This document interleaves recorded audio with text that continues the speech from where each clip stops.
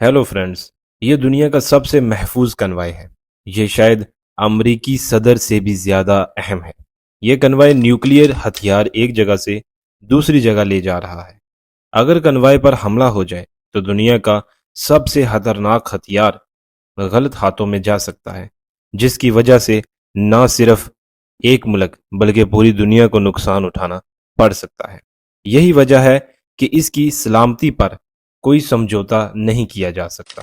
America जैसा super power मुल्क इन जौहरी हथियारों की ट्रांसपोर्टेशन कैसे करता है, और इस कन्वाई में कौन कौन सी गाड़ियां किस किस काम में लाई जाती हैं, और अगर हमला किया जाए तो वफाकी एजेंट इसे कैसे हैंडल करते हैं, आज हम इस मौजू पर बात करेंगे। नाजरीन, दुनिया में 12,515 न्यूक्लियर हथियार मौजूद हैं, जिनमें से 41% अकेले अमेरिका के पास हैं। ये तमाम हथियार अमेरिका के हर कोने में फैले हुए हैं। जो एक्टिव हथियार हैं वो अमेरिकी फ़ज़ाइया, फ़ौज और बहरिया के पास मौजूद हैं। लेकिन इनमें से हजार हथियार स्टोरेज मोड में हैं, यानी ये बैकअप हथियार हैं जो पूरे शुमाली अमेरिका में दस्तयाब हैं।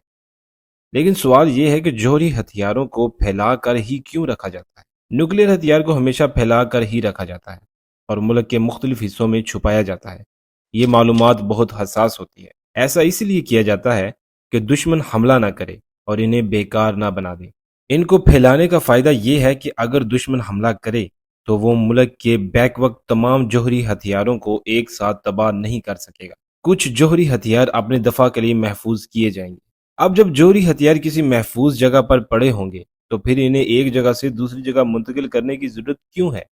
इसकी सबसे बड़ी वजह मेंटेनेंस है।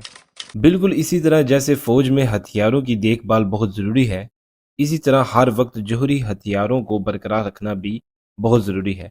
जाहिर है कि हर वक्त तो जंग का समा नहीं होता और ना ही ये हथियार हर वक्त इस्तेमाल होते हैं, इसलिए पड़े पड़े इनके पार्ट्स को जंग लग जाता है। इसके अलावा जौहरी हथियारों के अंदर मौजूद प्लूटोनियम या यूरेनियम की कंडीशन पर नजर रखना भी बहुत जरूरी होता है, ताकि ऐसा ना हो कि जब इनके इस्तेमाल का वक्त आए तो ये काम ही ना करें। जौहरी हथियार सिर्फ स्ट्रेटेजिक मकामात पर नस्ब किए जाते हैं, लेकिन इनकी देखभाल एक ऐसी सहूलत में की जाती है जो मरकजी मुकाम पर मौजूद हो। अमेरिका के मामले में इनके तमाम जौहरी हथियारों की हिफाजत और देखभाल के लिए एक अलहदा वफाकी एजेंसी को नेशनल न्यूक्लियर सिक्योरिटी कहा जाता है। स्ट्रेटेजिक मुकामात से जौहरी हथियारों को हटाने के बहुत से दूसरे अख्तियारात हैं। मुमकिन है कि अगर सिक्योरिटी कंसर्न यानी इंटेलिजेंस एजेंसी को जौहरी हथियार की इंफॉर्मेशन लीक होने की मालूमात हासिल हो तो इन्हें फौरी तौर पर इन इलाकों से हटा दिया जाता है जहां जौहरी हथियार रखे गए हों। इनकी हिफाजत इतनी सख्त और कामिल है कि बगैर इजाज़त के इन इलाकों में घूमना मुमकिन नहीं। लेकिन जब इस हथियार को एक जगह से दूसरी जगह मुंतकिल करना हो तो एक ही लम्हे में जो हथियार पूरे शहर को तबाह कर सकता है उसे उसी सड़क से गुजारा जाता है जिसे हर कोई रोज़ाना इस्तेमाल करता है। जब तक कि ये महफूज मुकाम पर छुपा हुआ है फिर तो ठीक है, लेकिन जब ये सड़क पर आता है तो इसकी हिफाजत काफ़ी पोशीदा हो जाती है। इस चैलेंज का सामना करने के लिए अमरीकी हुकूमत ने एक मुकम्मल एजेंसी तश्कील दी है जिसका काम जौहरी हथियारों की हिफाजत करना है। ये मिलिट्री कन्वाय जो आप देख रहे हैं, ये आम तौर पर अमरीका में जौहरी हथियारों को एक जगह से दूसरी जगह ले जाने के दौरान इस्तेमाल होता है।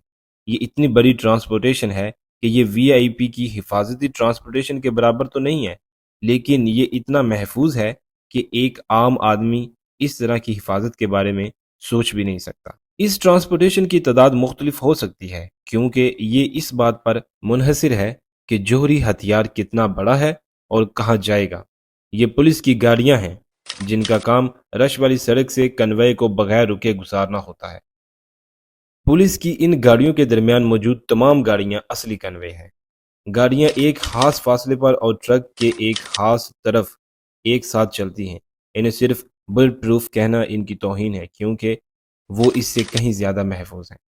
हर बख्तरबंद में 4 से 6 वफाकी एजेंट होते हैं जिनका काम इन्हें हमले से बचाना और साथ ही जवाबी हमला करना होता है।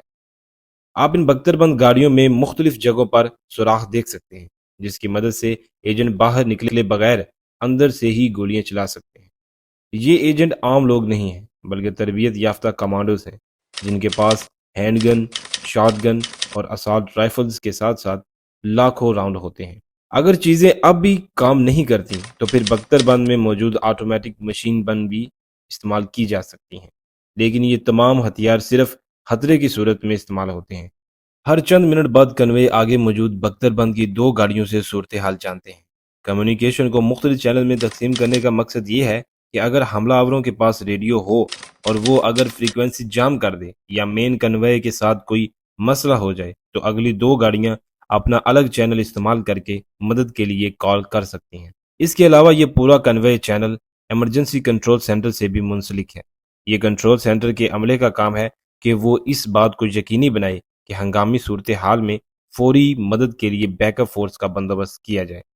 اگر یہ صورتحال پیدا ہو تو کنٹرول سینٹر جس اضافی فورس کو بھیجے گا وہ ایک خصوصی ایس او پی کے تحت کنوے ایکٹ سے رابطہ کرے گا، چاہے وہ پولیس کی اضافی فورس ہو یا فوج کا کنٹرول سینٹر۔ دونوں فورسز کو مختلف code words encrypted radio links کے ذریعے بھیجے جائیں گے۔ موقع پر پہنچنے کے بعد دونوں افواج ایک دوسرے پر اس وقت تک بھروسہ نہیں کریں گی جب تک کہ ان دونوں کو دیے گئے خفیہ کوڈز معلوم نہ ہو جائے۔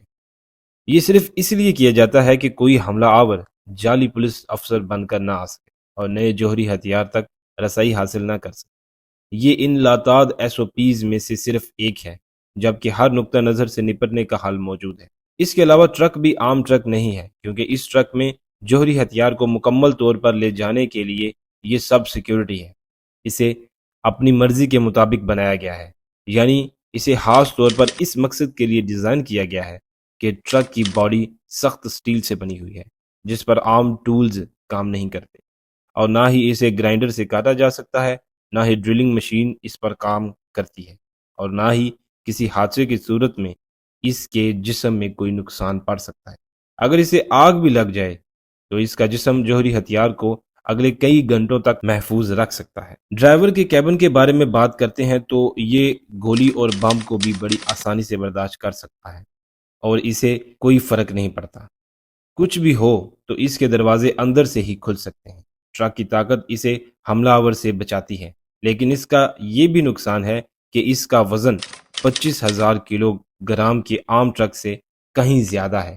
یہی وجہ ہے کہ حملے کی صورت میں یہ ٹرک بہت تیز نہیں چل سکتا اور نہ ہی تیز موڑ لے سکتا ہے، لیکن اس کی کمزوری کے پیچھے ایک اور حفاظتی خصوصیت چھپی ہوئی ہے۔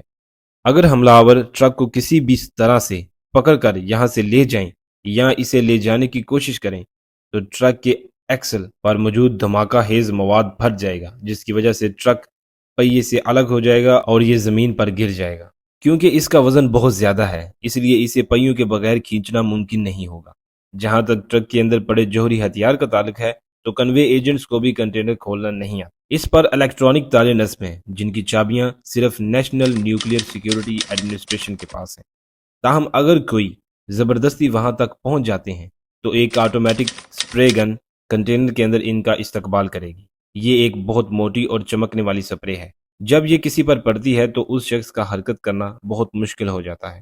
تو پھر بھی اگر کنٹینر میں کوئی رہ جاتا ہے تو فوری طور پر اس کو بجلی کا جھٹکا ملے گا جس کا وولٹیج گھر میں آنے والی بجلی سے 6 گنا زیادہ ہے۔ اور ہاں، آئیے آپ کو بتائیں کہ یہ تمام کنوے ہر وقت نگرانی میں رہتا ہے۔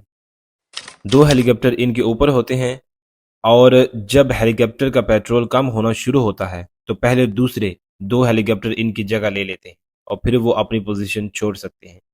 ان ہیلی کاپٹروں کے اندر ایک الگ بیک اپ فورس ہوتی ہے اور وہ جوہری ہتھیار کو بچانے کے لیے ہر حد کو عبور کرنے کے لیے بھی تیار ہیں۔ ان تمام سیکیورٹی خصوصیات کی وجہ سے دنیا کا سب سے خطرناک ہتھیار کسی بھی غلط ہاتھوں میں نہیں جا سکتا، کم از کم امریکہ سے تو بالکل نہیں۔ آج تک جوہری ہتھیار کو امریکہ کی تاریخ میں 2 بار منتقل کیا گیا ہے، لیکن آج تک ایک بھی حملہ نہیں ہو سکا۔ امید ہے کہ آپ کو یہ ویڈیو بہت پسند آئی ہو۔